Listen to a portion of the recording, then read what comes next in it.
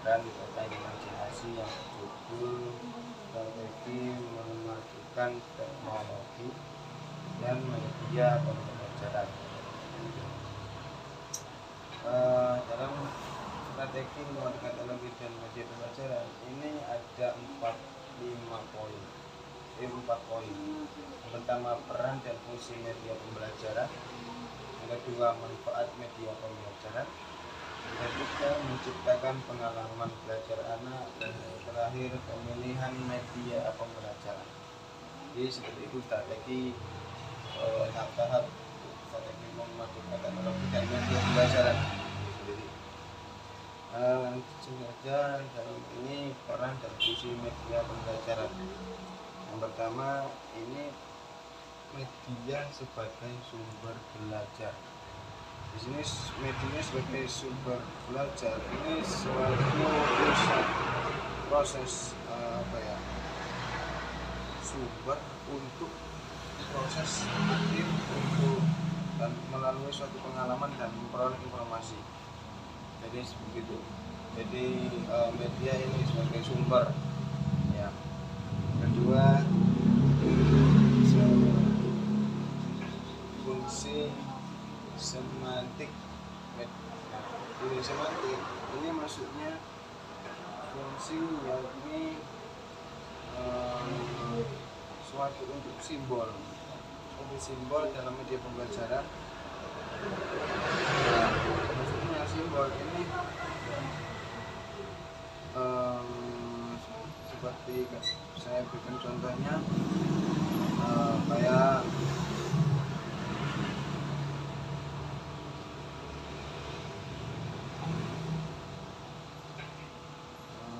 kimia, fisika, kayak matematika gitu.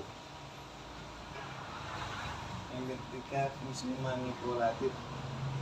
Manipulatif ini kemampuan media dalam menampilkan kembali suatu benda atau peristiwa dengan berbagai cara sesuai kondisi, situasi, tujuan, dan sasarannya. Yang kelima, fungsi psikologis. Nah, di fungsi psikologis ini dijabarkan oleh di dalam buku ini ada 6 fungsi. Fungsi psikologis sendiri. Yang pertama, fungsi atensi, fungsi afektif, fungsi kognitif, fungsi psikomotorik, fungsi imajinatif, fungsi motivasi.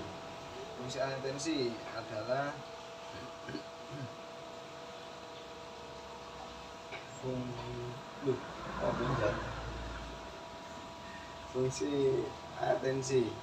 fungsi atensi adalah fungsi yakni media dapat mengubah perhatian seperti yang dibahas. Jadi media selective attention yaitu memperhatikan rangsangan tertentu sambil membuang rangsangan lain yang mengganggu. Jadi difungsikan untuk rangsangan. Yang kedua, fungsi afektif. Fungsi afektif berkaitan dengan psikologis siswa yang menunjukkan media mampu membangkitkan minat dan membentuk sikap siswa terhadap stimulus yang diberikan. Jadi sikap dan motivasi lah biar belajar. Yang ketiga, fungsi kognitif. Fungsi kognitif ini banget dia sebagai pengetahuan dan ilmu pemahaman baru, jadi untuk biar pemahaman dan pengetahuannya lebih meningkat. Yang keempat, fungsi psikomotorik. Ini adalah untuk bertambah keterampilan sebagai keterampilan wadah tadi tambah kreatif dan inovatif untuk belajar. Kelima, fungsi imajinatif. Fungsi imajinatif ini memang tadi menambahkan siswa untuk menambah ide-ide yang baru, gagasan-gagasan yang baru untuk mencapai tujuan pembelajaran. Terakhir, fungsi motivasi. Fungsi motivasi ini jadi media pembelajaran, apalagi di zaman ini minat dan motivasi itu minat dan bakat siswa untuk belajar yang sangat sulit ditanamkan ke anak-anak. Jadi dengan menggunakan media pembelajaran yang interaktif dan kreatif ini akan menumbuhkan motivasi anak-anak untuk belajar. Yang ketiga, fungsi lain yaitu fungsi sosiokultural. Fungsi sosiokultural ini dengan media dalam belajar dapat mengatasi hambatan sosial antara peserta didik dalam jumlah besar dengan adat, kebiasaan, lingkungan, dan pengalaman berbeda. Jadi media belajar ini akan memadukan toleransi bersama siswa ke siswa lain, karena di siswa lain siswa lain ini beda karakter dan beda adat dan beda daerah, ya itu untuk menyatukan gitu.